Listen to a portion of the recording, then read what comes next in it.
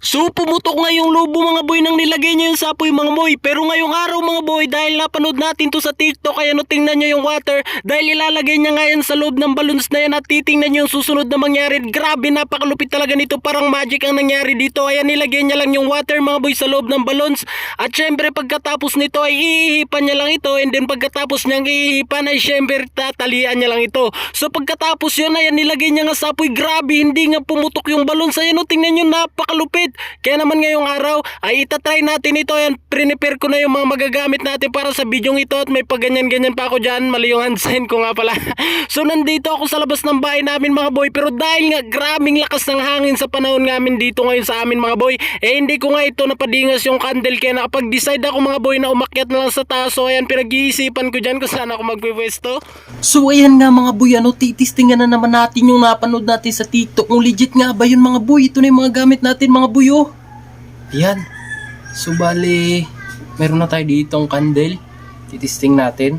So ang unang gagawin ko nga mga boy, ipapatayuin ko muna itong candle dito sa maliit na dito. So ayan. Titistingan natin yun kung legit na nga ba yun. So isa lang dito yung balloons natin mga boy, dahil hindi na natin itatry kung puputok nga ba ito sa apoy, dahil sure naman talaga na puputok ito siya sa apoy nang kung walang gamit na magic.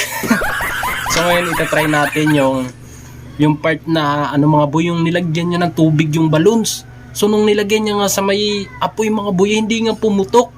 Grabe, napakalupit. Kaya ngayon itry natin yun. So ito, sindihan ko lang mga boy. Amazing! So yan, ito. Ayan siya. Yun.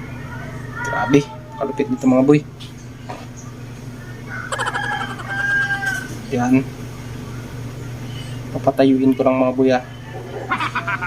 Grabe, napakalupit nun, napakalupit. Sana magaya natin yun. So ayan. O ayan. Amazing! So ngayon, nasusunod natin ang gagawin mga boy, ay ito ay lalagyan lang natin ng tubig mga boy. Yan. So ayan. So ayan, nilagay ko ng tubig.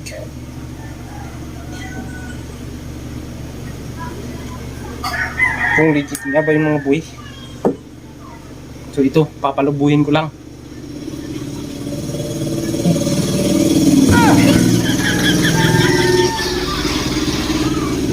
So yan siya mga boy.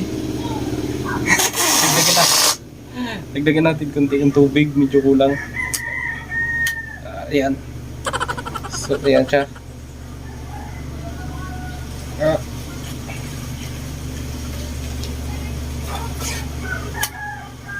Hirap na hirap siya ipapasok mga boy. So bali ayan siya.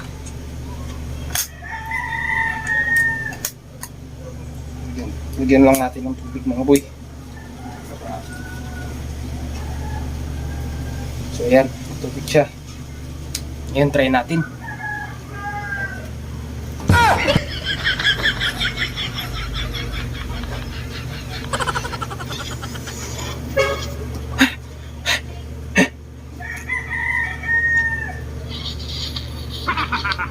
Wah, bubo mga boy.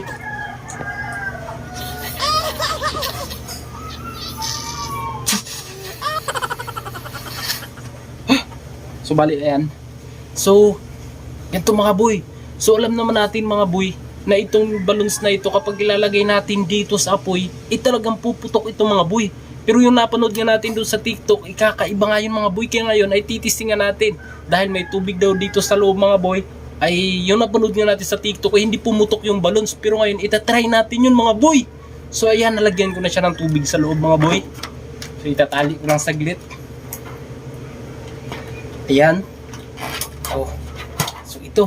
Amazing! Try natin. Live lang tayo konti mga boy. Baka madali tayo. So ayan. So ito. Amazing! So ayan, grabe, legit nga mga boy. Oh, grabe, lapit natin. So ayan nga siya mga boy oh. Ito. Grabe, napakalupit. Amazing! Oh. Hindi nga siya pumuputok mga boy. Oh. Amazing! Tingnan nyo. La, grabe, napakaangas. Oo, lang nangyari. So, ayan. Grabe, napakalupit. Oh, may tubig siya sa loob, mga boy. So, kung maririnig niyo, mga boy, oh. May tubig siya. Amazing. So, ayan. Ayan yung apoy, mga boy. At tingnan nyo. Grabe, napakalupit talaga nito. Oh. So, ayan.